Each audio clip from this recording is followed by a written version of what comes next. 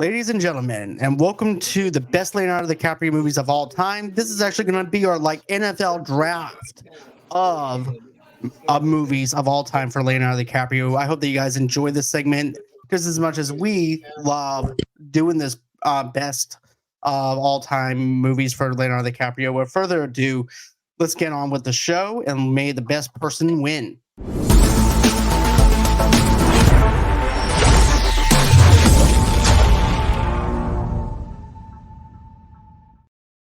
And hey guys, welcome to the show.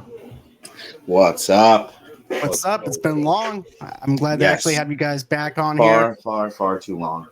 For January. This is actually exciting for me. I'm glad that you guys wanted to do this whenever I pitched this idea. So, when you look at Leonardo DiCaprio's filmography, he's got 42 acting credits to his name. Plus, he's also got some stuff in development. But we're not going to go with anything into 2023. We're only going to talk about his older films, and not only that, but here's a little bit of a twist, guys. So we're going to be only doing movies that he starred in, and we're only going to talk about not his performance, but the direction and the storytelling within the movie itself, not his performance. So that's how this game is going to go. And in 30 minutes, there's also going to be official, unofficial sponsorship of a advertisement within this series as well. So I just want to let everyone know that there is going to be a little bit of a sponsorship going on within the 30-minute marker. So with further ado, let's go on ahead. Let's open this up. So guys, we have some of the best teams on here for the first round. So first off, we have Django Unchained versus Blood Diamond for round one.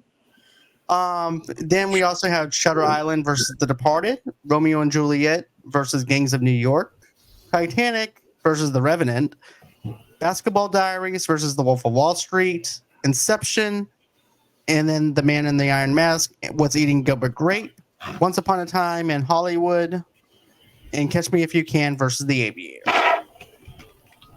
So guys, when you look at Django Unchained versus Blood Diamond, what do you think is the better film and direction? That's a tough one. A lot of these are tough ones. I shouldn't even say this one is tough. There's a lot of tough decisions on this one. It's kind of difficult to say specifically on this one because, the Blood Diamond one is just a gut-wrenching story of, tales of Sierra Leone and all these, misfortunes and shit, as well as, Leo's character dealing with it all. And then you have Django Unchained, which is, a banger of a fucking cast. The whole story from start to finish, beautifully done. It's a tough one. I don't know, man. Don? Yeah, again, I'm trying to think of this, like you said, from a director and story point of view. And wow, it's a tough one, man. Blood Diamond tells a great story, but I guess I'm just I love the way Tarantino tells a story, just the way he kind of, goes back in time, kind of, flops around in time, or, so wow. Yeah. Django Unchained or Blood Diamond. I think if I had to pick one, I'd go with Django Unchained, but man, that's a tough pick because I love Blood Diamond. I think it's a really good movie. I do too. And I think he picks these movies where he can really do something with it, and he really does usually. So he's always up for a challenge. For crying out loud, he slept on a horse naked just to get an Academy Award for The Revenant. So, the scene where, like, the one scene that everyone always talks about, and it's an amazing scene, and I'm sure you guys know exactly what I'm about to say, but where he accidentally cuts himself and does not break character, does not break scene. It's like, how do you actually, clear cut across his hand, and just did not fucking falter, just kept it in, kept it going, and the best part is the fear of dread when he wipes his hand on her face is so real because she's like, what the fuck? Did he just touch me with his fucking hand? Is basically what that bloody. I can see Tarantino just keep on rolling the camera. yeah, this looks good. This looks real good. Oh, Good job, you Leo. know it. That was Yeah. like, oh, this is the money. This is This the is the money money. shot. Forget about the For feet. sure. Forget about the feet. Yeah, But the problem for me is with Blood Diamond. Really, the only thing that I kind of remember right now, at least because I haven't seen it in a while, is that big, end fight scene, which is really cool when he, Oh, yeah. storms the camp and, all that. It's really fun scene or fun, but it's a good scene. Mhm. But yeah, Django Unchained is just so memorable. There's so many Mhm. memorable parts Yes. in it. With the where they get the dudes to circle around and he shoots the two. Can't see shit. Right. But yeah, man, it's so tough. Yeah. Okay. I agree. I think I'd have to, especially storytelling wise, just the whole arc from beginning to end. How Django Unchained has a multitude of like different character development and arcs through it. You know what I mean? I think Django probably will have to do it for me. Okay. So to piggyback off of you both and everything, I have to agree. I have to go with what's rewatchable for me, and that's what makes it for me for Django Unchained, because of the fact it is rewatchable. You always wind up seeing something that you didn't see before. It's a fun. It's not exactly a fun movie, but it's entertaining in a sense of a different spin on slavery that Quintino has, which is something I thought that was very interesting on how he did that. But I also like Jason said, I also like that one scene where Leo cuts his hand, and then you have him wiping his hand on the woman's face. Then you also have basically Samuel Jackson playing the caretaker, and they have that history together, and the chemistry between Leo and Sam is just fantastic. Oh, of as course. well. Yeah. But yeah, it's memorable. The quotes are memorable as well. There's also the KKK thing with Jonah Hill and things like that too. Oh my god, it's one of the funniest jokes ever. The eye holes. Right? So hilarious. My wife I made can't see shit in this thing. that. But yeah, I'm gonna go with Django Unchained. So that's gonna make my list for round 2 for Django. I might have to rewatch Blood Diamond again, though. Me too, because again, yeah. Here's the thing. For me, with Blood Diamond and stuff like that, it wasn't as rewatchable as Django. Yeah. And stuff like that. Yeah, the fight choreography, like you mentioned, Don, was fantastic. The story itself is good. But is it making me want to say, okay, was I a little too emotional within this film itself to where I'm like, is it just a one-time watch for me? Because I was like that with 12 Years a Slave, for example, where I watched that film and I was just wore out by the end of it to the point where I was like, you know what? I don't want to invest my time for anything else. And that's maybe what I felt like with Blood Diamond, because I only rented it from the movie gallery once and I didn't go back to watch it again. So Django for me is the most memorable thing for me. So that's why I'm going with that. And he's moving into number 2. And I'm sorry, Blood Diamond. They fought a good fight. They played their best out there. It's just that Django just went on ahead and whooped their ass. They did. And everything. They clearly were unchained. Yep. Yes. And he was unchained. So therefore, he moves over to round 2. And so Shutter Island versus The Departed. Oof. What's the name? The name of The Departed? Departed. So here's the thing with me, okay? So I didn't enjoy Shutter Island like the way I wanted it to, because I was able to predict the twist in the movie, in the trailer. Yep. I remember seeing the trailer. I looked over at my friend Kevin. I said, dude, I'm just shaking my head. He goes, this looks good, don't it? I said, looks like shit. He goes, why? I said, horror fan. I tried to sit through it, and like you, I didn't figure it out from the trailer, but like literally within, as soon as you understand what the story is and what's going on, like literally I was like, oh, this is obvious. Like this is so obvious. Like, right? Okay. No, this is more Scorsese trying to do a plot twist. I won't say that. Sorry. No, it's cool. But no, I looked at him. I'm like, this looks like dog shit. This looks like shit. He goes, what do you mean? I said, he's the mental patient inside the asylum. How do you know that? Let's see here. An undercover cop going into an asylum. Oh my God, there's a murder being taken place. Is it real? Is it not real? We don't know. Supposedly we don't know, but we know. So therefore, he's gonna be he's the mental case inside the mental asylum. So yeah. So Martin Scorsese's trying to do this noir kind of thing, which I like the fact that he's doing this kind of detective story and things like that with Leo. I definitely like that idea. Sure. And then him trying to do a plot twist, and it just doesn't work for me. And I understand that we're doing Martin Scorsese versus Martin Scorsese right now, but I will say that yeah. the directing is obviously amazing. I mean, it's Scorsese, and he is great at what he does. And like you said, the noir feel that he gives to this movie, it's an amazing aesthetic movie. You know, look to watch. It's really fun. But yeah, it's just I don't think story wise it holds up, and I think that's one of the criteria we're going by. So yeah. And again, this is another one where The Departed has a bang up of a cast, not just Leonardo DiCaprio. Mm-hmm.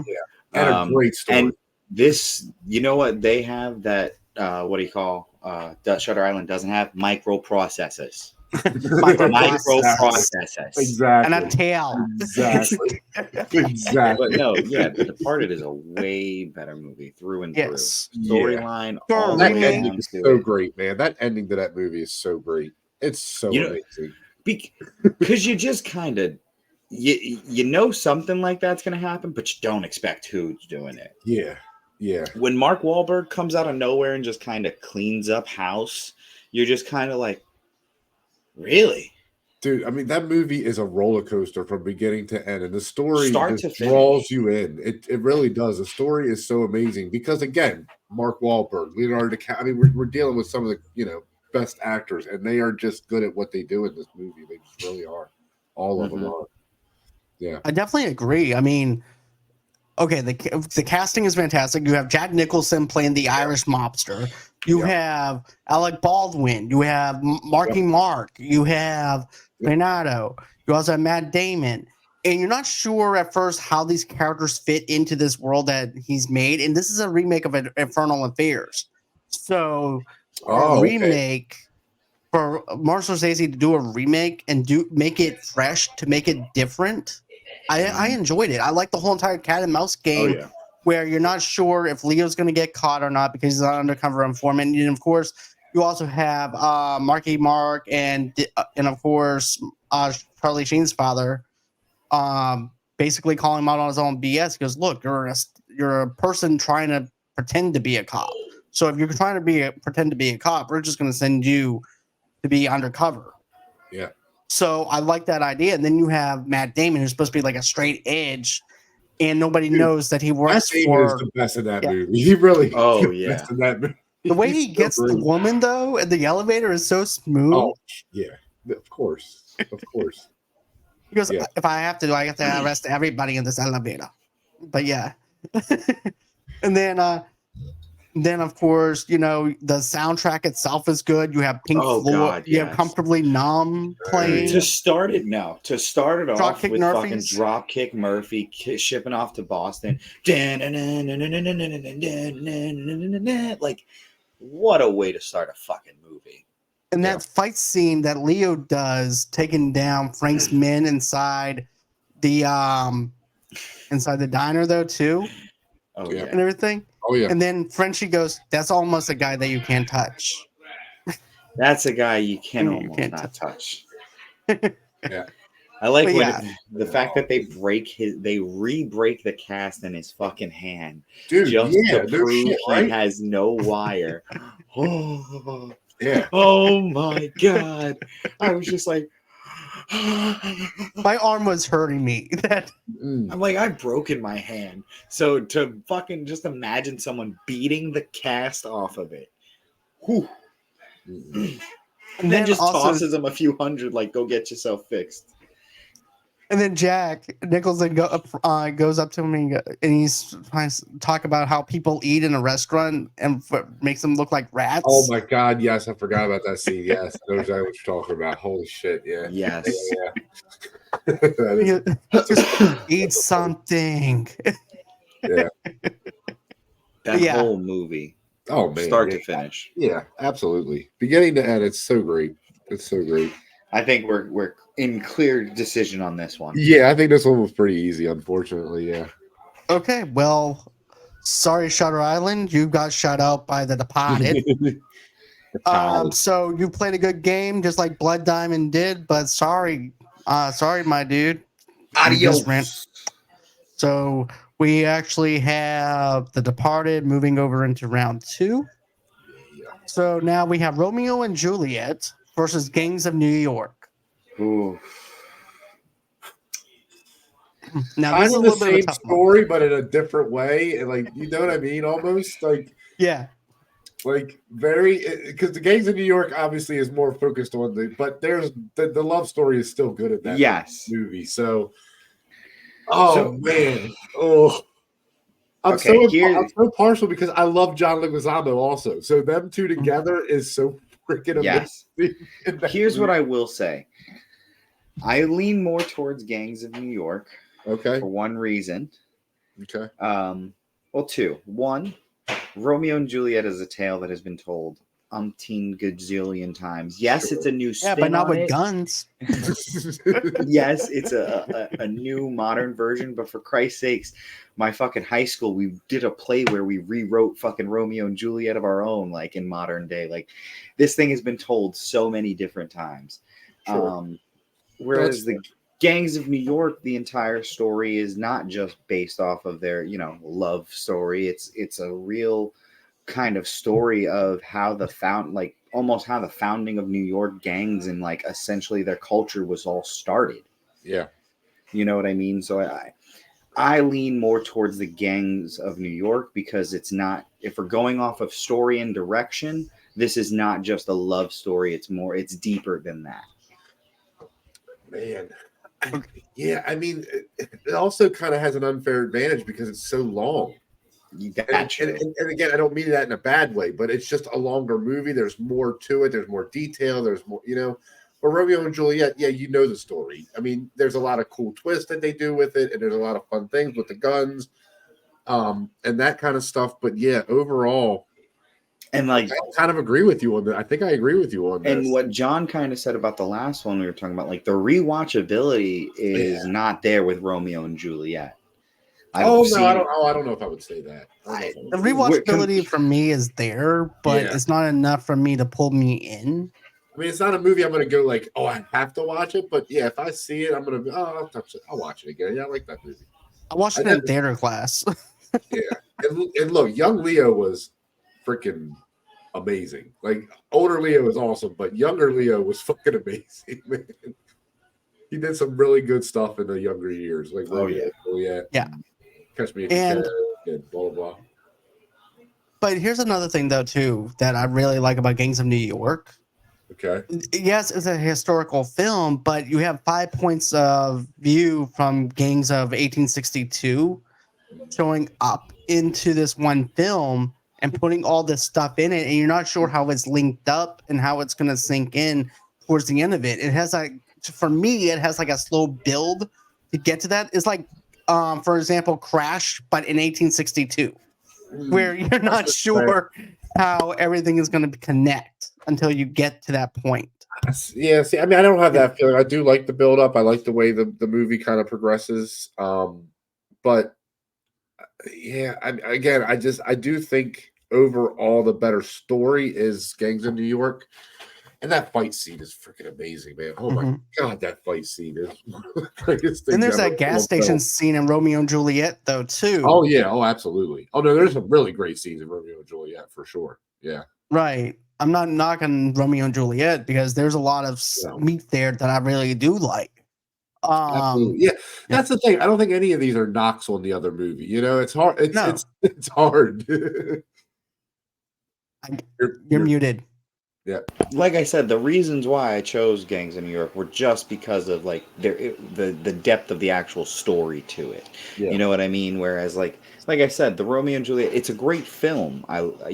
It's just not the storyline isn't as deep, and it doesn't go. It's not it's just clear cut, kind of. You understand? Like it's just and basic love story that come in with it. I mean, there's a lot of depth to that story. I agree.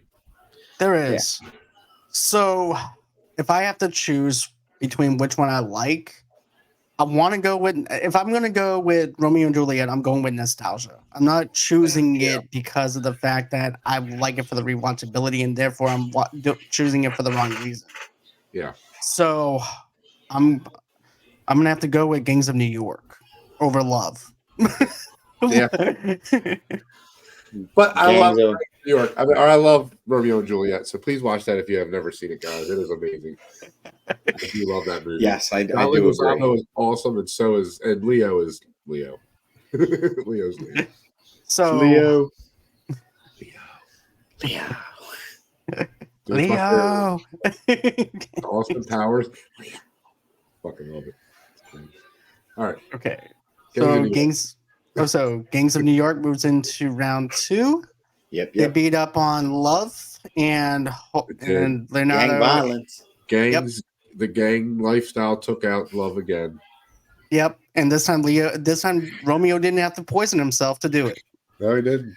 No, It's he just did the not. extended cut. But So before good. we get to that, I do have a little bit of a this sponsor is actually the unofficial official sponsorship of Movie Lovers Unite. It's called Nuka-Cola. Oh, love me a cold Nuka-Cola. Oh yeah, I always love just grabbing a thing of Nuka-Cola whenever I'm playing first person, of course, in a video game and things like that, just to chill on a nice Saturday. You know what I mean, guys? But Oh, of I'm let's just hear a little. disappointed it only has 120% of my sugar needed. I'm that's not enough. I need more sugar than that. Well, let me just drop in what my sponsor has to say about it. Friends, there's a beverage coming up with the horizons that's going to give you that sweet, full-bodied taste you've always wanted. It's got that caffeine that'll put a pep in your step. It's got that flavor that'll make your mouth go pop. It's got that sweetness that'll make you forego all other refreshments. That's right, folks. We're talking about Nuka-Cola that's being developed in our labs right now. Our focus groups have determined that Nuka-Cola is the greatest soft drink ever developed, and with an excessive amount of caffeine and 120% the recommended daily amount of sugar, Nuka-Cola is guaranteed to keep you awake for your late-night gaming sessions. This amazingly delicious and refreshing drink, whether served ice cold, lukewarm, or hot out of the microwave, is perfect for those overnight drives from New York City to Denver, Colorado. Nuka-Cola will go perfectly with everything from medium steak and potatoes to cheesecake and popcorn. It's great for all occasions, from bar mitzvahs to funerals. It's yummy for all ages, from premature babies to your 101-year-old grandma. That's right, folks. Nuka-Cola is on its way, and it's the greatest soft drink that you've ever tried. Nuka-Cola. It just tastes good.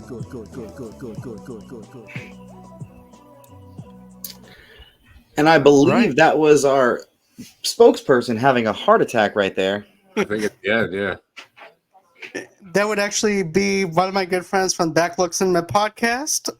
Zoe, thank you so much for sending that in for me, man, for doing that sponsorship. Please go and see a heart surgeon right away, sir. Yes, please. Please. So now we're going to move on to, let's see here. We've got Titanic versus The Revenant. All right. I'm just going to go ahead and get out of the way what I have to say.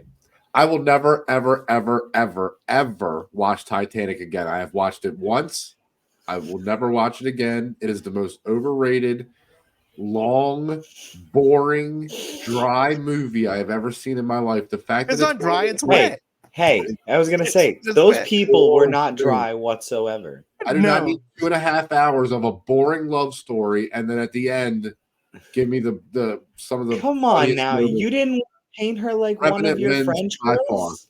You didn't want to see Revenant- boobs? Okay, Revenant wins by far. I hope the Jewel of the Sea, or whatever the hell it's called, is never found. I hope she drowns actually in that sub trying to get it. Old hag left him in the water like that. This is what I will say. I do kind of agree with Don. I think Titanic is one of the most overrated movies of all time. I know. I listen. I'm sorry. I agree. I think, like I said, Titanic is one of the most overrated movies of all time. Everyone thinks it's like the best movie ever. It's a good movie, but it's very overrated to be on like people's top film lists, in my opinion. So bad. But also, this is the thing. Like I said before we started this, fine. You want to say that they both couldn't float on that door at the same time? Sure, whatever. You could have taken turns, you selfish bitch. Mhm. You 100% could have taken turns. Like, why did he have to go? You should have just froze for a little bit and then switched with him, and then switched back.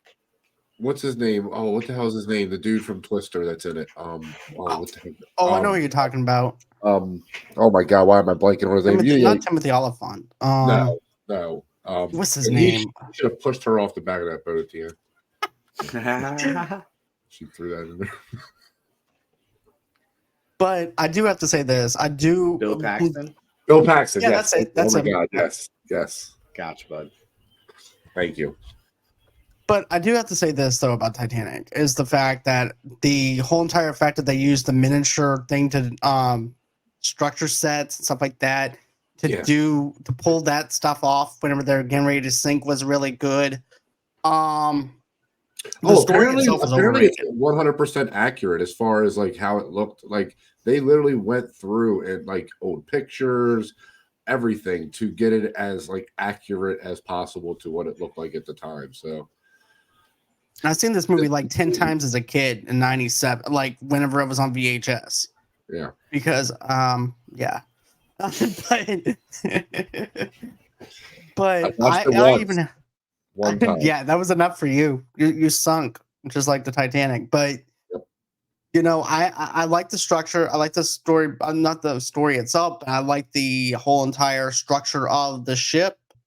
I like that. I like everything. The guy hitting the metal pole on the way down when he falls. That's pretty funny. That made me laugh though. Yeah, it is. Especially the sound effects. Yeah. But yeah, I'm gonna have to agree with you on that one though, Don. It's actually overrated. It's not something I really like. It's not my go-to movie to watch or anything like that either. You're back. You froze. I knew. I was just waiting for it to come back. I was just sitting here. I was gonna keep going. I just figured you'd be back in a second. Yeah, and also honestly, look, Titanic is obviously a lot of people love the movie, but the story for me again just falls very short. So yeah, The Revenant is just a more watchable movie to me. And what he pulls off with the lighting, using only natural light in that movie, is pretty amazing. Pretty freaking. Could you imagine? Like, because the timing has to be perfect. Yes. Like there is no you only get one take for that shot. Yep. Like for that day. Otherwise, guess what? You want that sun to hit just right. You got to wait till tomorrow. Well, guess what? Tomorrow it's raining. Yep. Exactly. But yeah, I think what he pulled off in that movie, and I do think it's a really good story. So I would honestly pick this over Titanic, just in general. I think. Yes. Again, if we're going off of story and just the way that's told and how we get through it, The Revenant is a way better story, start to finish. Yeah. Right, because I mean, you have Tom Hardy in this movie. You also have the fact that Leo ended up getting hurt by a beer, tore him to shreds. Yeah. And he's weak. So he's basically on death's door. Mm-hmm. And this whole entire time, you're hoping that he makes it, but at the same time, you're hoping that his own people don't try and kill him either. Because they think of him as weak. They don't like him. They want to kill him at every chance that they get. So you're on edge just as much as he's on edge. And you're hoping that he survives it. And then, of course, him cutting out the insides of a horse and then to keep warm. Yep. And gets naked. He pulled the Han Solo. Yeah. But I like how it turns into like a revenge story with Tom Hardy. And the way that it ends, oh my god! Yeah. Oh no, I was agreeing with you. No, that ending is amazing. Yeah. What about for you, Jason? No, I completely agree. Like I said, that movie, just the way they sold it, like we said earlier, the natural lighting, just every scene just kind of looked beautiful. And to do it in the snow, to film like that in that fucking harsh ass weather is absolutely insane. And it clearly pays off because the scenes are just beautiful. I definitely agree with you. The scenes are beautiful. The landscape is beautiful on it. The lighting, like you mentioned, cinematography on par. Yeah. Yeah. So yeah, It's a I'm gonna really have great to. movie all around. So it looks like the bear took down Titanic, Yes, it and did. you know, That's what really sunk it. It wasn't an Yep. iceberg. It was a bear. Knew it. he killed Rose, he killed Jack, he killed everyone else on board before the Titanic could sink, and now it becomes a ghost ship. It's So- Cocaine Bear. That's what it was. Cocaine Bear just went nuts and sunk the Titanic. Oh That's what my god. That's This was Cocaine Polar Bear. yeah, I'll exactly. tell you what that they actually needed though. They needed the Big Kahuna Burger. Oh shoot. And they are actually another one of our official, unofficial sponsorships from Movie Lovers Unite as well. And you know who likes going there? Oh, The I guys from Paul. Yep, exactly. So let's hear from our sponsor. That's that Hawaiian burger, John. It's big. It's juicy. It's fresh. What It's the Big Kahuna Burger. You want this in your life. You need this in your life. It's the most meat you'll ever need in a burger. It's the Big Kahuna. And if that's not enough, try the Big Kahuna meal with your choice of fries or chips, plus pineapples on the side and your favorite soft drink. Stop by the Big Kahuna restaurant today and treat yourself to all the meat you'll ever need. Music and sound effects provided by Zapsplat.com. I'm uncomfortable. All the meat. It's big. I didn't like the way he said that. It made me feel things I did not like. I don't like the way his voice touched me. Okay, so speaking of balls, we have the basketball. Sorry. No, it's okay. So we got Basketball Diaries versus The Wolf of Wall Street. Oh God. See, Yeah, wow. For me, because I don't know the basketball genres, so for me it's the Wolf of Wall Street. I mean, oh my God. I love this story. I literally watched this movie today. I told you guys that before we started. Yeah, I don't even think it's close either. Like on it's this. an exaggerated version, Oh, but for it's sure. such it's a true story. It's based on like true events that happened. Like I said, yes, it's exaggerated to bits and parts of it, but like it's a great fucking movie from start to finish. And like we know the outcome, but it has a Jordan Belfort has us by the balls from the very beginning. The whole monologue where they start that off, where it's like, I start with this to start my day, this drug to stop me off, this thing to bring me up, this thing to bring me down, this thing to get me keep going. Like it was the best way to start like a movie like that, just because from that it just gave you the understanding of like, oh, we're gonna hit the ground running. Yeah, I mean, this was literally for me. This was Scarface meets Goodfellas, like because the way Henry Hill tells the story of Goodfellas, and then just obviously the craziness of Scarface, like that's how this felt. Like, and Scorsese, I mean, again, tells these stories with the narration from the character, and Leo just literally just going for it in this role. Yeah. Man. I mean, he just has so much fun being this fucking whacked out, crazy drug. Like it's also like insane. if you had the sheer luck to go get into that market when at that time, get booming at that time, like you got to imagine just about anyone would probably in the New York at that time would have probably been down the same path he was. Oh yeah. And one of my favorite scenes in that movie is him and McConaughey at lunch, because McConaughey pulled out the fucking Well, he didn't know that wasn't in the script, and he didn't know he was going to do that. So if you watch that scene, there's literally like little they cut right before like Leo like loses it, like he's about to lose it laughing. Oh yeah, because Leo's like, the fuck is going on here? But it's actually perfect though, because Jordan wouldn't even expect something like that to begin with, because he's just fresh out of college. So to pull that actually fits in with Jordan's character though, for that time that he got out of college. Oh yeah, it's so good. Yeah.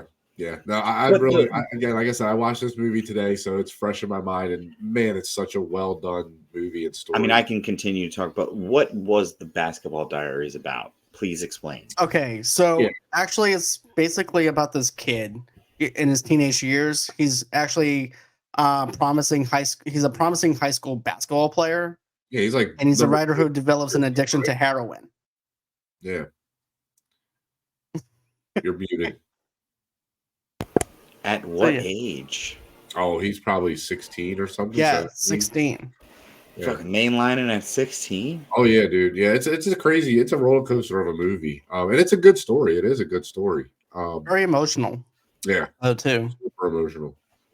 And But again, it's not a rewatch. For me, it's not one of those rewatchable movies. You know what I mean? It's like I can put on Wolf of Wall Street and watch that movie, like from beginning to end every time, no matter what. So right, and just to go back off of you guys though too, like Basketball Diaries, I like, but even when it's on TV, I'm like, "Ooh, Basketball Diaries is on. I have to watch this."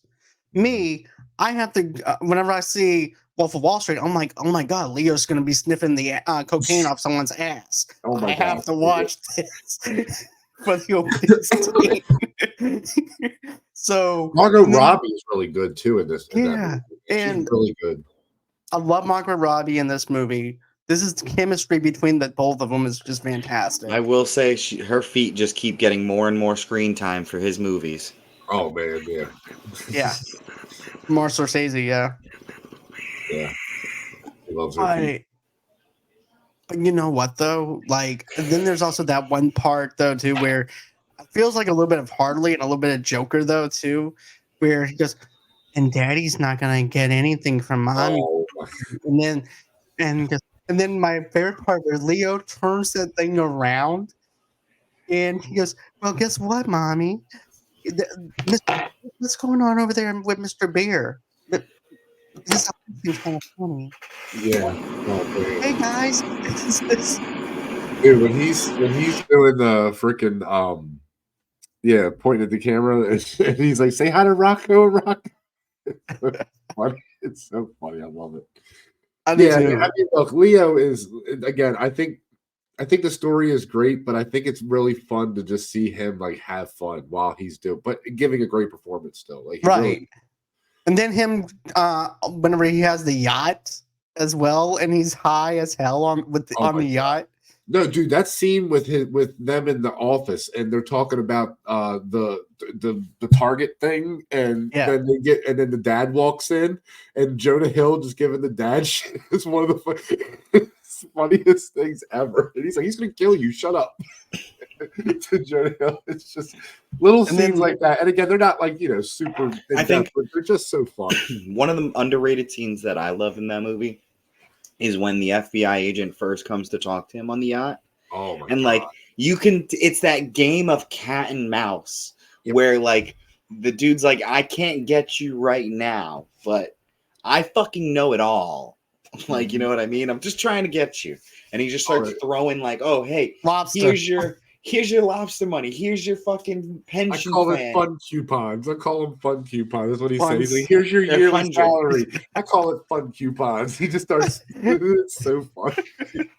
And then there's also that one thing where there's two scenes there's other scenes I like in this one though too, where he thinks that he made it home safely. Oh my God, yes. Oh, from the golf course and Yeah. when he's on oh my God.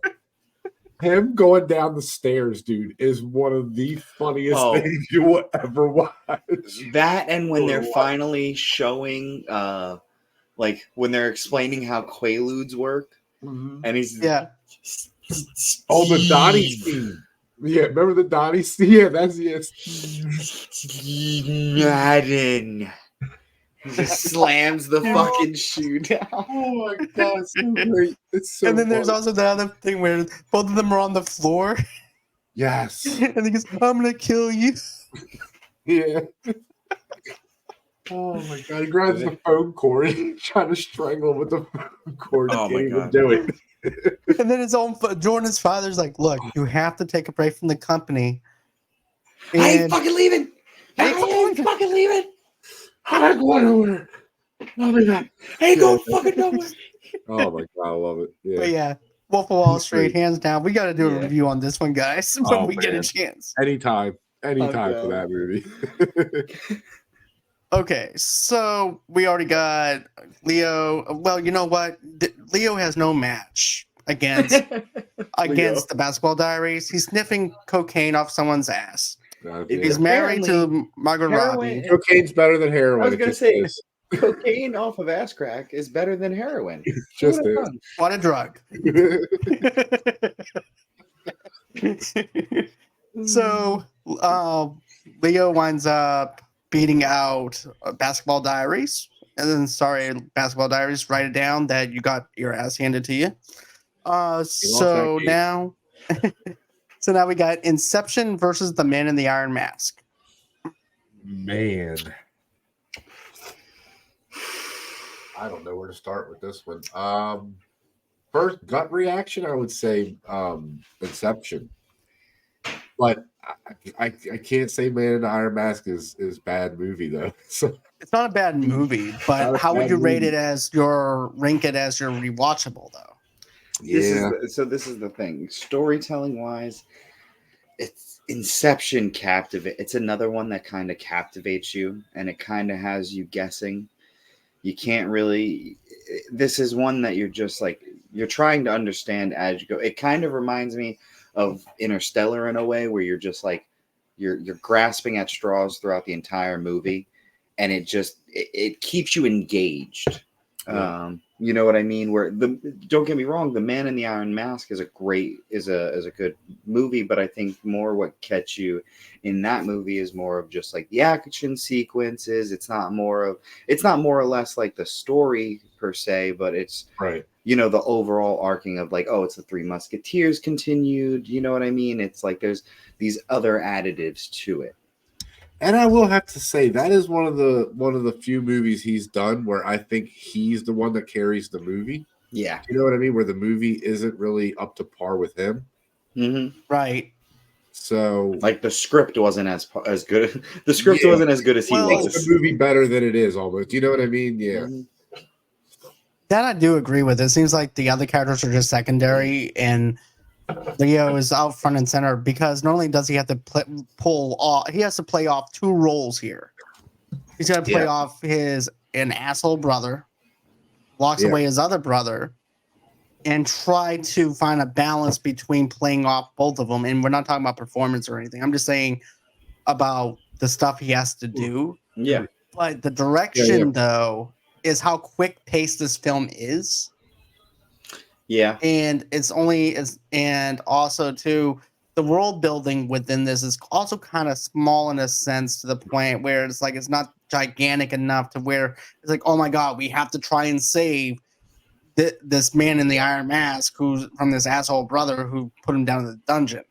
I don't know how you guys might feel about this, but this kind of movie reminds me of The League of Extraordinary Gentlemen, where I wouldn't say it's a bad movie at all, but it's and I can rewatch it, but it's also just not it's not the best movie I've ever seen. It's not a movie you're going to be like, oh, I have to go watch that again. Yes. Right. And the thing with Inception too that I think is really impressive is that is a movie you can rewatch, even though it has a weird, like, you understand, or sometimes you do, sometimes you don't understand what the frick is going on. But like Sixth Sense is hard to rewatch because once you know. So kind of like that. Where this one was, no, I need to watch this movie a couple of times to really catch everything that's going on in this movie. You know what I mean? So yeah. I think for that reason too, I would give it over because Inception is just such a really crazy idea, and the way they have to anchor themselves and so they know what world is real, what world isn't. And holy crap, man, that freaking hallway scene where it's spinning and the run. Oh yeah, that movie, that's so great. But yeah, I like the idea of a dream within a dream, and then not sure if they're even dreaming with the different. And also, too, you have Hans Zimmer playing Time, which is actually one of my favorite scores in the soundtrack. Okay. And you also have that whole entire buildings falling down as they're doing the fight scene. The choreography is really good, and you're also invested into this thing too. But even then, you go to the very end of this thing, right? And you're wondering about the twist or whatever. and stuff like that too, you know. So it has that rewatchability of like, what did I miss? You know. Mm-hmm. Yeah, no, I mean, I completely agree. I think, like I said, I will definitely watch Inception before I would watch Man in the Iron Mask. And again, I don't think it's really a put down to the Man in the Iron Mask more than it's just Inception's just so good. You know, it's just hard. Yeah, Completely. because it's like the Matrix. You know, Matrix is one of those movies where I mean, at least now I know all the little things, you know, that they're but I can still watch the Matrix and really have fun with that movie, even knowing everything about it that I know. I think Inception's the same way. I think so too. In that sense. So I'm sorry for Man in the Iron Mask. You know, they came out, they tried to play, they tried to score from under with Inception. They're just gonna have to dream a little bit harder, because if you build it, they will come. So, and you know, I think that, you know, with a little bit more practice, a little bit more up with them, I think that they'll be able to pull out for next year. So unfortunately, Man in the Iron Mask is just not going to do it. Nope. So next we have What's Eating Gilbert Grape versus Once Upon a Time in Hollywood.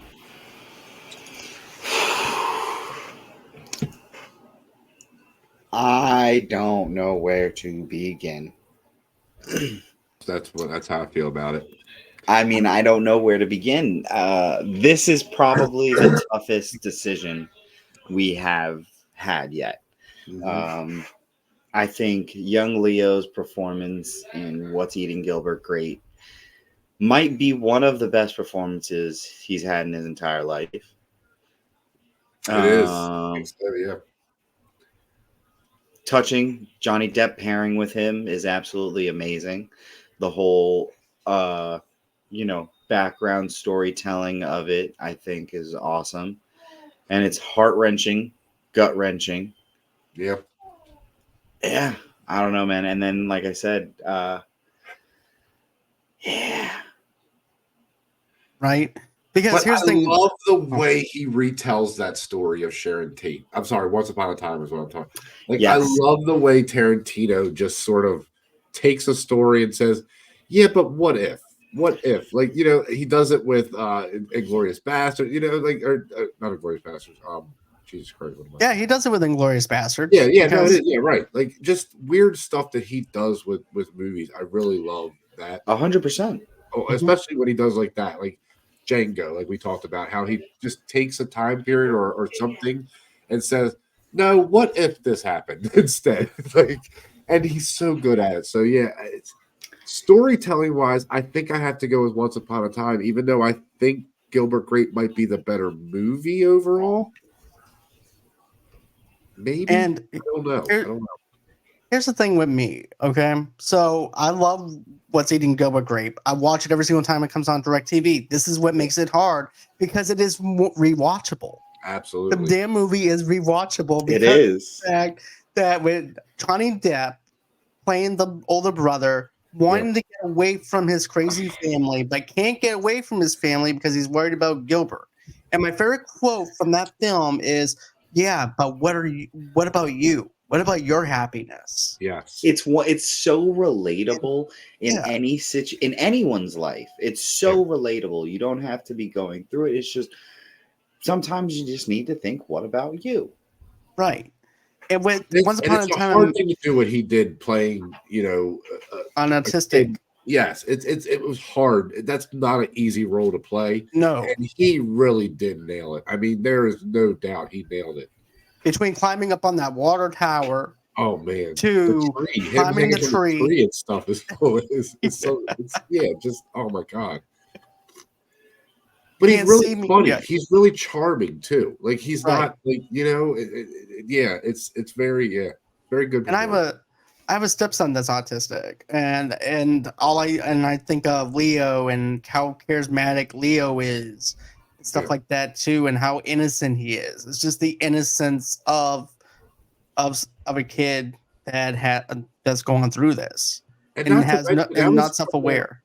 I was going to say, just not to mention, that came out at a time where autism wasn't really, you know, not that it wasn't known, but it wasn't as understood as well. So for them to really, kind of take it seriously and I just think it's a great performance by him. I think it's really great. But as far as story direction goes, too, now I'm gonna go back over to Once Upon a Time in Hollywood, too, because it's hard to relate to Sharon Tate. It's hard to relate to these characters because I'm not a stuntman. I'm not an actor. I'm not. And that's also another thing is relatability opposed to rewatchability for this one. Oh, I don't know.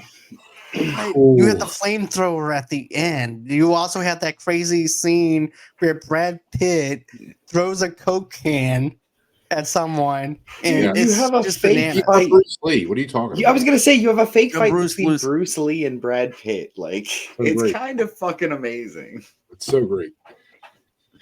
So, you had that stuff going on, and then the soundtrack itself for Once Upon a Time in Hollywood. This is Quentin Tarantino's love story to Hollywood.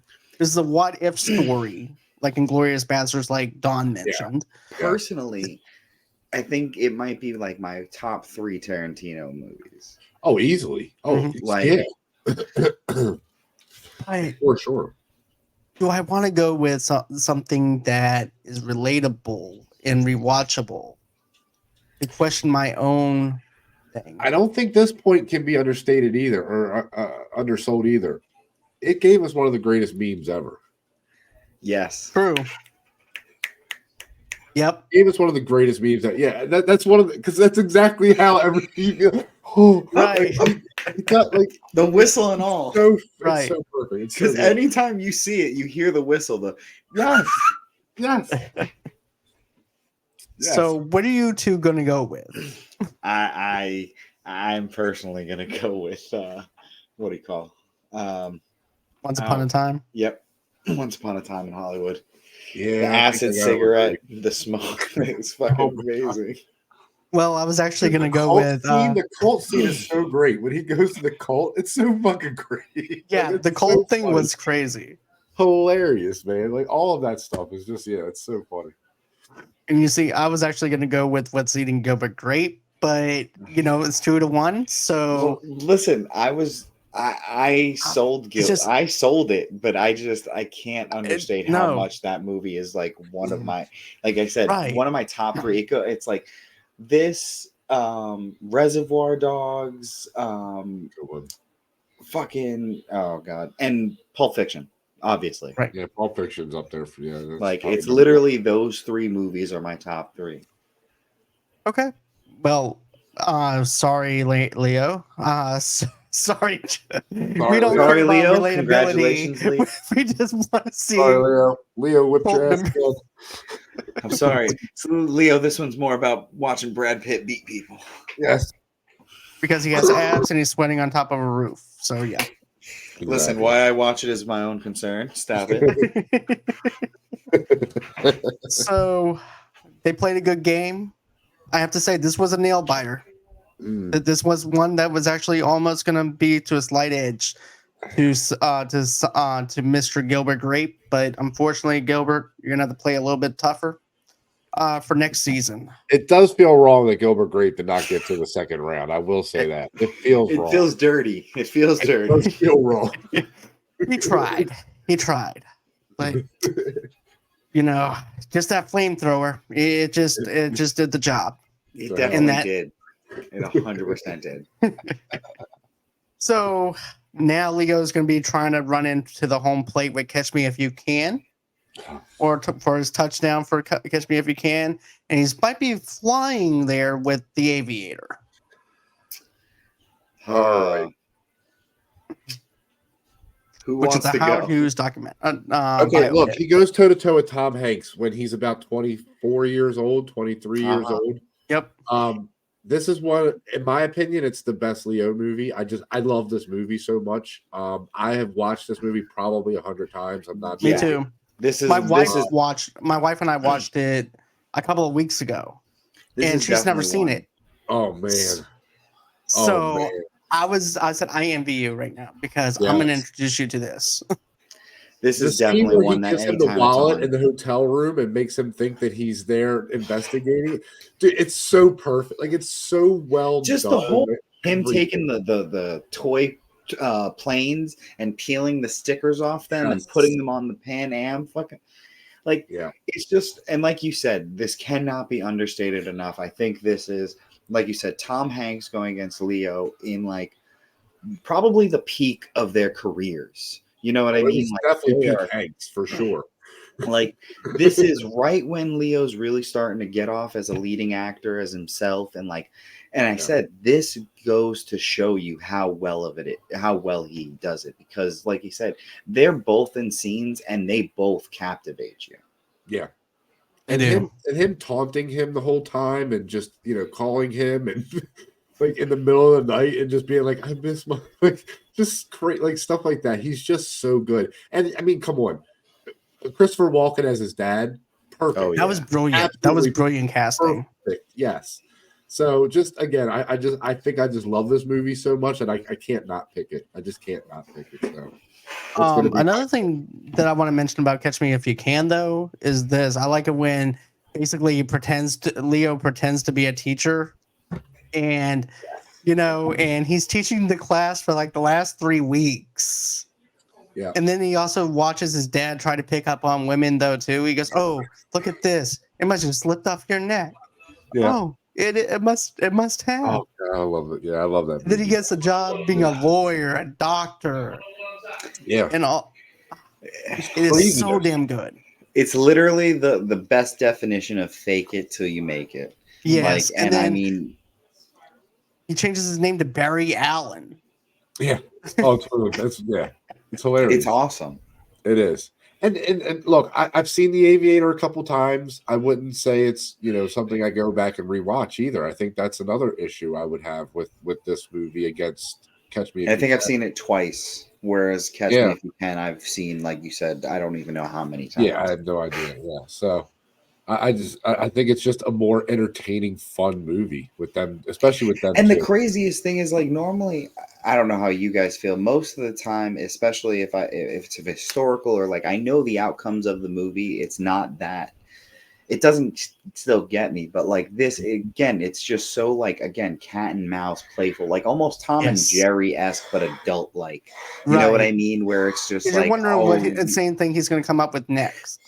Like, what's he gonna do?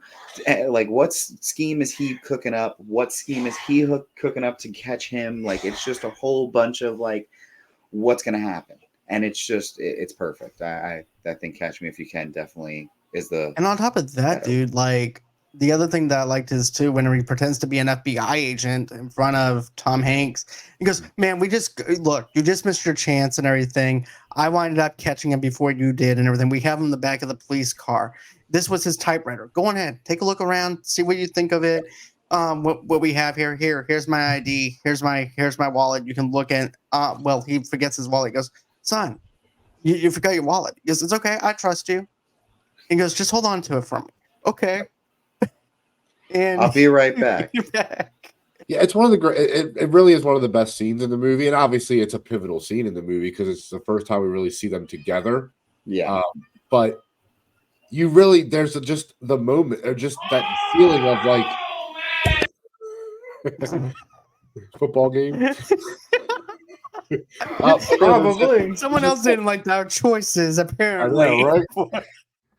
But it is that feeling of like, oh, he has it. Like, there's no way he's away here. There's no. And that's exactly what Tom Hanks said when he was going to try and get. Love it. That's so funny. That's so funny. But yeah, Catch Me If You Can is definitely going to be going into the second round. Sorry, Aviator, you ran out of gas and you crashed, and I'm sorry, you just burnt that one. And he flew floor planes. Yep. So let me go on ahead and just do this. Let's see. Full seats. All right. That scares me. What are you going to do? Okay, so we've got coming into this Gangs of New York versus The Wolf of Wall Street. Oh my! Get out of here! Get out of here.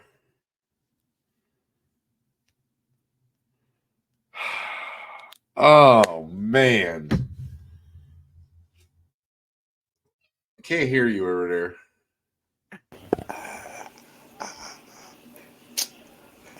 I don't know. Wolf of Wall Street or Gangs of New York. I mean, again, I think if I'm going with rewatchability, it's Wolf of Wall Street because I can just watch that movie Okay. over and over. All right. Again. This is where we need to not get rewatchability. I think so. into it. Right.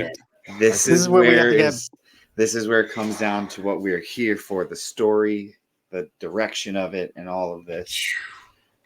Okay, so Then vote. Okay, so vote against Jordan Belfort's story and directed by Martin Scorsese. Argue against it. I'm not. I'm just saying these are the deciding things we need to think of. No, I get it because I'm with you on this one. This is super hard. It's also like so different of movies. I mean, I know they all are, but they're just so dynamically different. Like, I mean, man, I don't know. what do you got, okay. John? I really want to know what you think on this. Yeah, one. you're quiet over there too. I know. I don't like that We're you're babbling buffoons Yeah, I'm over letting you here. guys battle it out first, okay? So that's Man, yeah. I mean, okay. All right, One, Wolf of I Wall will Street, say. Wolf of Wall Street. That's what. Okay. that's impulsive. I'm just kidding. All I'm saying is, Gangs of New York.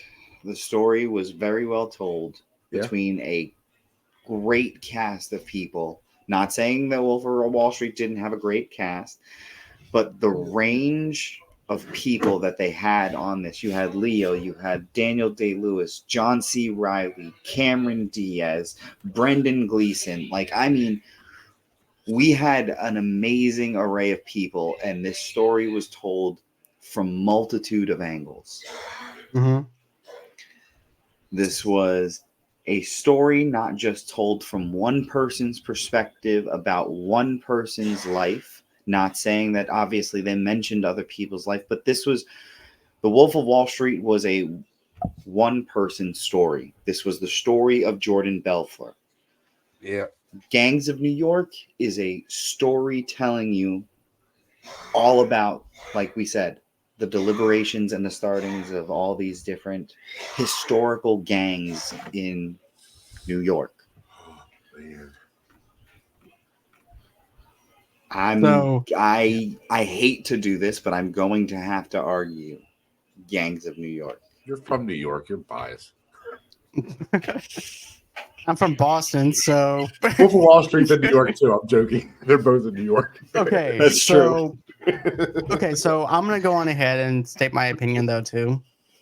For Gangs of New York, for me, it's a better story because of the fact of the slow pacing, and because of the fact that the whole entire lead up to the very end, where all the gangs are fighting against each other.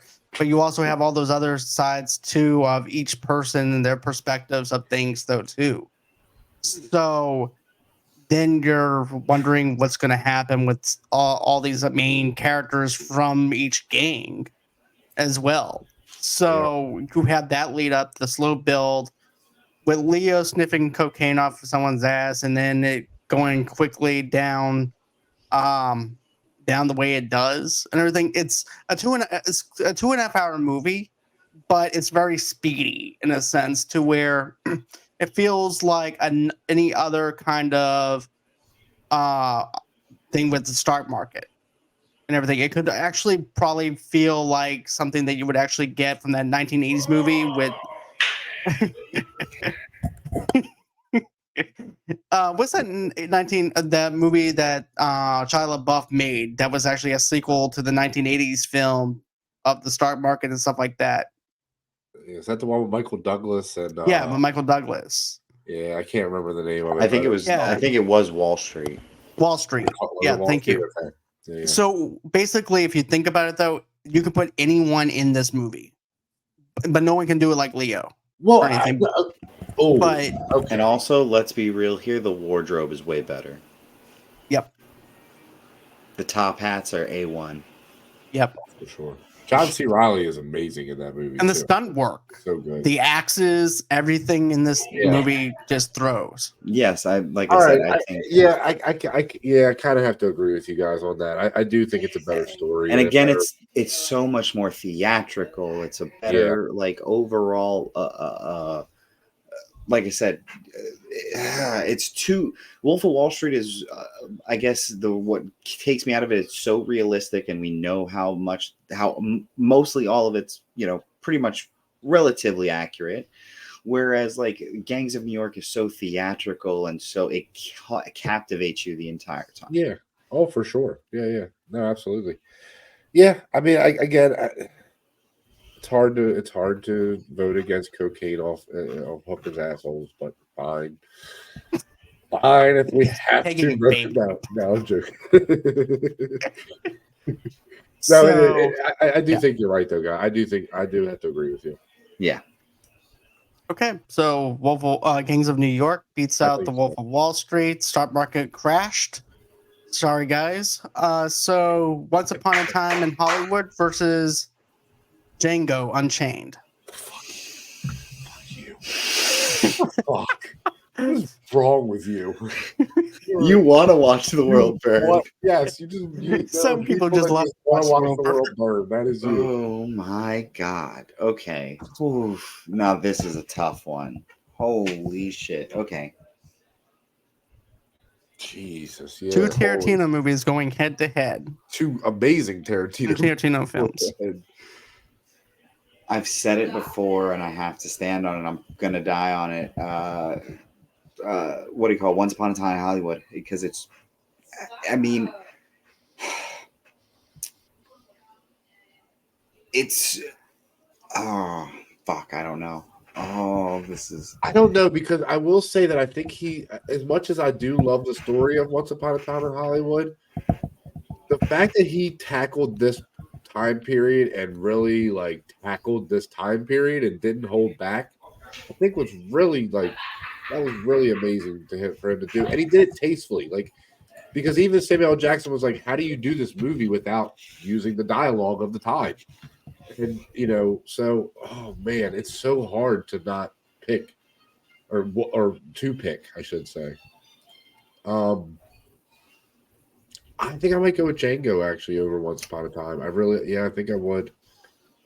But it's hard because they are neck and neck, I think, story wise. I don't think one is miles above the other as far as No, they're on the same playing field. This is the Super Bowl right here. Yeah, exactly. Okay, here is my one argument, and this is what I'm going to die on. I say it is Once Upon a Time in Wall Street, because Wall Street? Once Upon a Time in Wall Street. Once Upon a Time in Hollywood. That Tarantino movie. Once Upon a Time in Hollywood, because Tarantino has a better Western, The Hateful Eight. Oh man, it is a better Western. It is a way better Western, and it is so fucking good. The extended version. Movie. So I'm sorry, I have to die on this hill. It is the better story goes to, for me, Once Upon a Time in Hollywood. Don, is Django your final answer though?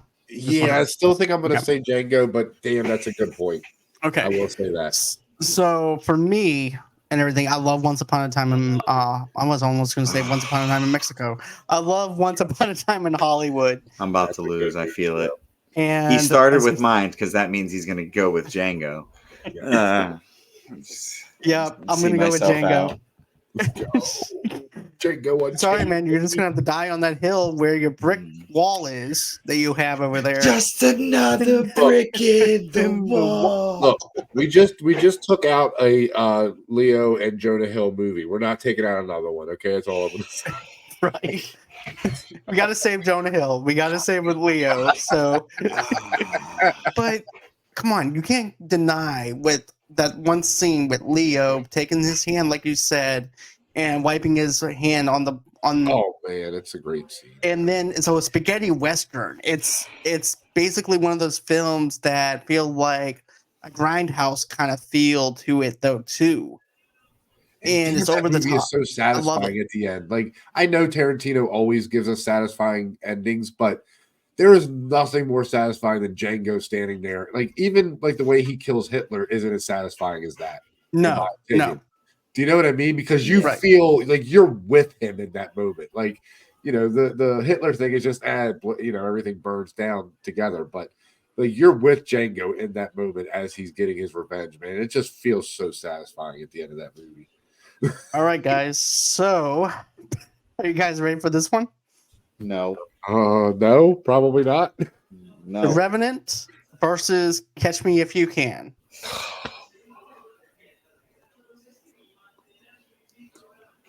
And I think he did get caught because he is on his deathbed. Yes. But I think this is my only argument for Catch Me If You Can, or not only argument, but I think this is why I'm going to go with Catch Me If You Can. I do think it's a more like enthralling story. I do. Like, I think it keeps you guessing. Oh. I think, you know, just, and again, the way they go back and forth, and it's hard, but I do think that it's a better story overall as far as storytelling goes in a movie. Okay. What about for you, Jason?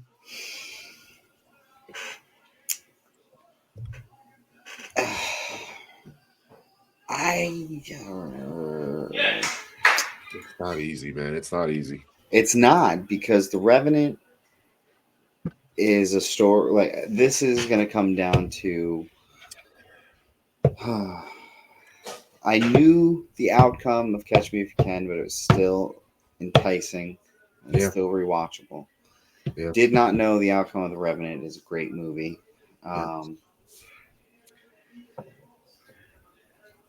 I'm going to go Revenant for the sole purpose of cinematography and the storytelling of the like we said, the way that they use the natural lighting for those scenes, and then also to literally depict the story as the days continued on.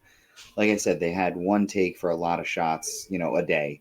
So you had to work with what you had. It was, I think, very well done the way they did it. And I think I'm going to go with The Revenant. Okay. Yeah. I don't think there's a wrong answer here, though. I really don't. I No, think both it's- these movies no. are great. Yeah. Like I It's said, like the World it's really Series, man. hard. Like, you know, this is like the Super Bowl right here. Like, these teams are like your A-list teams right now. And you It's hate to very see one of difficult. these teams go, but one of them has to be eliminated, and you hate to Oh. see them go. And they've been, and so Don, I know we mentioned Catch Me If You Can and everything, and it's a fun movie. I love the fun aspect to it, the cat and mouse game and things like that. It's such a fun trip. And then with the hold on. Then with the Revenant, though, you feel like you're in the cold. This is actually a perfect time for like a winter type movie to where you're trapped in outside. You have a little bit of lighting. It's very depressing, and you're wondering if Leo's gonna make it and everything else. But I'm gonna have to go with Catch Me If You Can. Yes. Yes. Because Pull it I out want at the end, baby. That's so great. That's funny.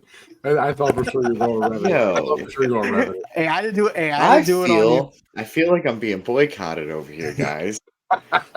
You're in your own island. I'm putting up No, hard. I don't think you're wrong. I don't think any of hard your hitting no. arguments over here. But I No, have I to don't go. think any of your points were wrong, though. I think you spot on. Okay, let's say for the sake of argument, like this wasn't the summertime. I mean, let's say for instance, this was the summertime. Yeah. And everything. What movie would I put on? Would I put in something that was cold and depressing and make me feel like I'm in the woods getting attacked by a bear? I don't know. Are you a movie lover? I'm a movie lover, yeah. But do I want to feel I want to feel that way during the wintertime, not during the summertime. I love it. I love it. So I want to do something fun, you know. In the wintertime, I'm already unite here, John. we are united. It's just that you're united in your own way, in your own special way. I really did think you were going to go Revenant there. I really did. So I'm surprised. Well, Jason ended up catching on to my lingo, so I had to pull something underneath me. I love it. I love it. I will So have it be known we've had someone call out Don for being called slacker. We can continue on now. That's fine. Strike first. so now we got He strikes first with VTOs. Shut up. So now we got The Departed versus Inception. Oh, Wait, what is this? Wait, run that by me again. The Departed versus Inception. oh, this hurts. The Departed. I'm Damn. not even. It's I'm most not even. quotable. I'm gonna have to go with Jason on this one. It's the most quotable movie. I can't Best argue against it. soundtrack. I can't argue against it. Yeah. And it, I mean, it's I quote that movie almost probably- all the time when. So yeah, If anyone says they haven't seen The Departed, it's like we have to Right. we can't continue this conversation until you Right. watch. The it's like Departed. Paulie from The Sopranos. Like, okay, I gotta walk off. Yeah, literally, it's like this and what do you call it? Boondock Saints. You haven't seen those two movies. Yeah. We must convene at another time. Right. Oh, Donnie So- Brasco too for me. Donnie Brasco is amazing. I Yes, love it is. Donnie Brasco. Forget about.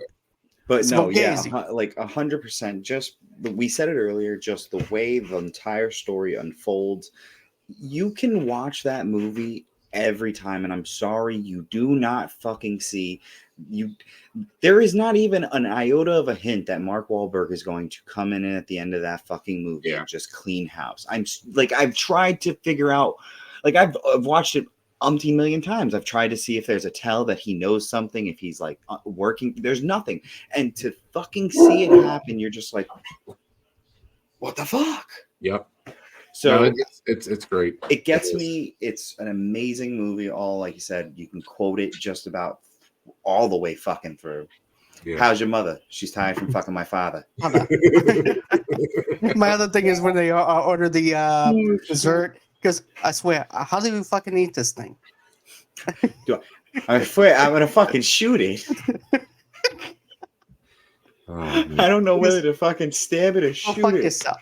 Like, but the thing is, my gut wants to say Inception, but I do think that I think I got Inception is an amazing movie. It is. Yeah. It's very well, but it's also the thing is, I think it's a great movie, but it's engaging, and you have to pay attention to it. Yes, you must pay attention. At Whereas least with The Departed, you can have it on as background noise, come back and understand what's going on with it, Oh Yeah. yeah. and you won't And have it's- no problem with it. every single person who says a line in that movie is gold. Like Yeah. there's Yes. not a single person who doesn't deliver in that movie. So Jack Nicholson, like you said, is A1 in this. You've got why can't Alec I Baldwin. think of Alec Yeah. Baldwin? Yes, but who the chief's name? You said Not Charlie Sheen. Charlie Sheen's Martin dad. Sheen. Yes, Martin Sheen. Martin Martin Sheen. Sheen. Yeah, Martin Sheen. like Martin. I mean, it's just all around such an amazing movie. And you would think that after 2 hours you would get annoyed of the Boston accent, but you don't. No. No. And You then don't. you have Anthony Anderson in this movie as well, too. And you're not sure if Leo and him are going to connect back again.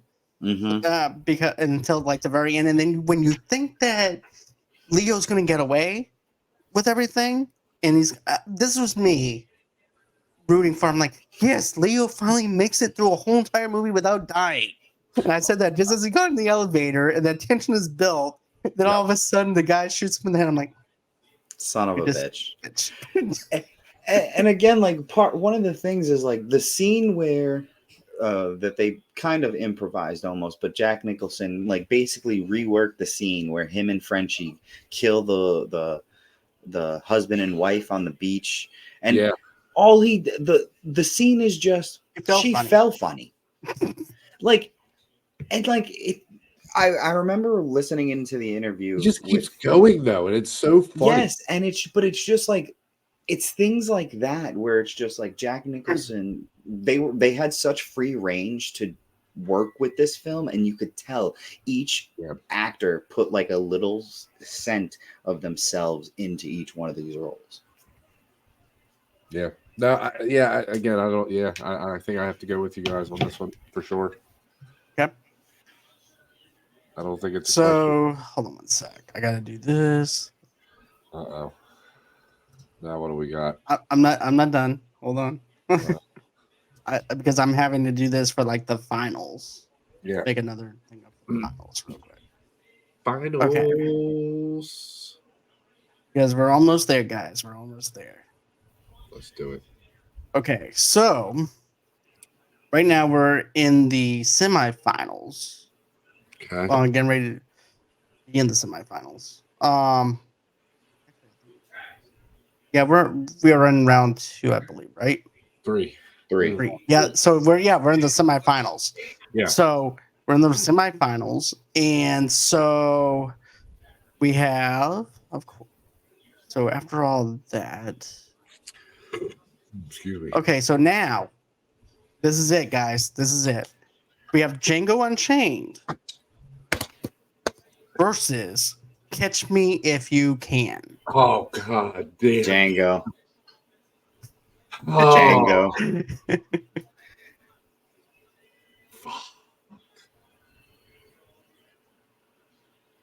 I don't think I have an argument for it this time. Yeah, I think I got to go with Django. Django. There's Yeah. no. Django for me as well. There's like It no is ifs, ands, or It is buts. a better story. Yeah, I really. Yeah, I would say it's a better movie. But again, See, now it comes down. It's clear and concise. You can't. But the there's thing kind of is, no it still is my arguments. favorite movie. But I will Yes. say Django is better, a better movie overall. Like I can admit that. So Okay. yeah, I agree. I think Django. Okay. Now we got Gangs of New York Yeah. versus the Departed. So now we got Boston Red Sox versus Yankees. Oh my God, I'm gonna let you two fight this one out because I'm from Baltimore, so I don't care. So what you got for me, Jay? I don't know if I can argue this one. Wow. I don't know if I can argue this one. Gangs of New York is an amazing movie. It's well done. The story is awesome. I personally do love The Departed more than I do love Gangs of New York. It's just that it's a Right now, you have to go with what you love versus because the story. Right now, we're at a point where all story is A1. Stories are we're not gonna get This is like the climax for us. This is like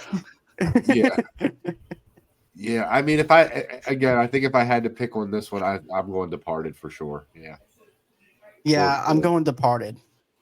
It's just so much of a more rewatchable movie. Like you guys said, quotable. I mean, just everything about it's so much fun. So now it's head to head. Django Unchained versus The Departed. This is it. Ridiculous. This is the Super Bowl. Stupid. Oh, I don't wanna. Can I do a white flag and tie it? Okay. So story out of the question. Just honestly, more fun, more rewatchable, more like just I want to watch this movie again and again and again. Yeah. Departed. I think Departed just beats it out just slightly because again, I don't think Django Unchained is not a rewatchable movie. It's absolutely rewatchable. I mean, I've definitely seen it more than 10 times. But The Departed, man, it's again like we just talked about. It's just so good. Django Unchained is. The thing is, it has quotable lines in it. It has. They both do. They both do. That's the point I'm making. So it's such a hard call. I think so. Like, I can't even say the diversity of the cast because both casts are just absolutely phenomenal. Yeah. I'm trying to grasp at straws here. Dude, music wise, though, too, you have to look at. Yeah. And cinematography. Man. Cinematography. Okay, if we're gonna do all right, because categories. We're talking about Quentin Tarantino. We're talking about Martin Scorsese.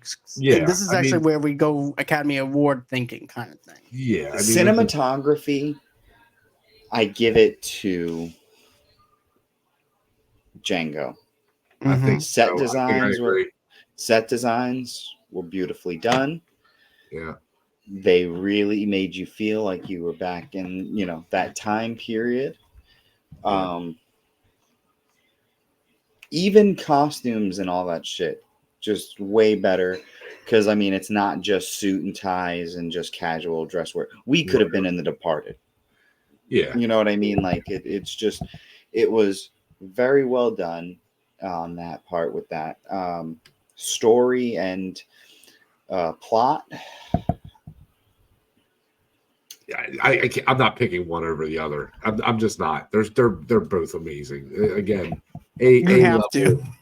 But I'm just saying they're both A Right. level stories. It's just kind Right. I think that's just kind of a they tie. You know what I mean? Almost. Right. You're right. I hate that I'm gonna say this, but I think if we're going truly Academy Award winning criteria and standards, you have to not even realistically, just personally, I'd have to say Django, because the overall, like I said, we're going overall categories. The music was not, it was some original soundtracks, it was some old soundtracks, just the mix as well of old music and new music in this movie And the was revenge amazing. plot too. The revenge plot, and I think also the story between,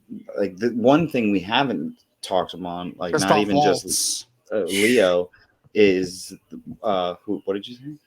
Christoph Waltz we didn't talk about either. Yes, this is And what I'm Jamie saying. Foxx. Like, Jamie Foxx and him were such a great duo, and when he dies at the end, dying on the hill that he believes in is just it's such a crazy scene to witness, because you know what that man was to him.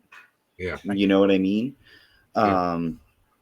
That saloon scene in the very beginning when they first meet and he takes them to that saloon and they're just having that conversation. That's such a great scene. Just them talking back and forth, man, and him just like, I see you as an equal. Like, I'm not the rest of these people. Yeah, I love that scene. I think it's great. And another thing that I'm gonna say is, there were, in The Departed, I feel like it was a lot of fast-paced scenes between amazing actors who can all hold their own. Yeah. Django was a lot more drawn out, lengthy scenes that had maybe 2 to 3 people in them. There was a lot more character interactions. There was a lot more, dealings with the characters. You got to, whereas, like, don't get me wrong, in The Departed, you got to know everyone, but also you didn't know anything about fucking Alec Baldwin's character. You didn't know anything about fucking Mark Wahlberg's character. Yeah. You barely even knew anything about Frenchie's character. Whereas in Django, we get to see these characters grow together. And evolve. Yes. Right. Yeah. And there's layers to them. The character development is crazy. Right. And not to say that Leo in The Departed, he didn't have no layers to him, because he has to go to psychiatry for all the stuff he's having to deal with, going being undercover, and things like that too. But that's like the only character that had any kind of layers to him. You know what I mean? And everybody else in Django had layers to them. Even Leo had layers to him, where he's pretending not to be a ball bag at first. Then when that dinner scene comes, and then you realize too, he also has Django's wife and everything. And he's like, oh yeah, you gotta die. You're the asshole in the room. And you've got to go. And you feel that anger, you feel that rage that Jamie Foxx has, and you feel that tension between Christoph Waltz trying to stop him from making a bad decision with trying to kill him right away. Mm-hmm. And for me, Django is hands down I want to die on that hill with Jason on this one, because of the fact that Django, to me, is a better film than The Departed. It's like that's what because, like I said, right what now I'm we're hearing right now is Quentin Tarantino is a better director than Martin Scorsese. That's what I heard. I And you didn't know say what? that. No, you know what? I kind of agree. I mean, Kind it's of just agree. because, like I said, if we're going to go all around, like rate it like Academy Award winning film, like they are, like you just have to you have to go down to it to where it's like toe to toe, like you said, categories. And I just think Django 100% beats more categories than what do you call The Departed does. And I love The Departed. Well, Oh yeah, guys, yeah. Again, there's no bad pick here. I mean, obviously. no, none at all. Yeah. The Departed, you put up a good fight all the way You up did. until the very end, and You now this is where we part ways, and you become the Departed. Departed. But Django wins the whole entire thing of best Wow. Leonardo DiCaprio movies of all time. Not a bad pick though. It's not No. a bad pick. And it's the only one on the list that he's not the star of. Right. That's the best part. Right. It's hilarious.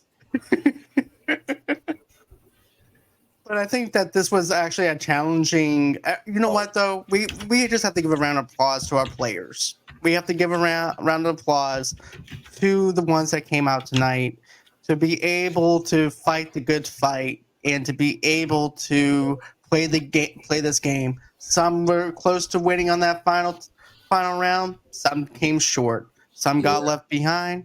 Some people were just shut up in the Man with the Iron Mask, and some people were just being lost in their dreams with Inception, while also being taken care of by what's eating Gilbert Grape. And then while eating Gilbert Grape, no, I'm not going to.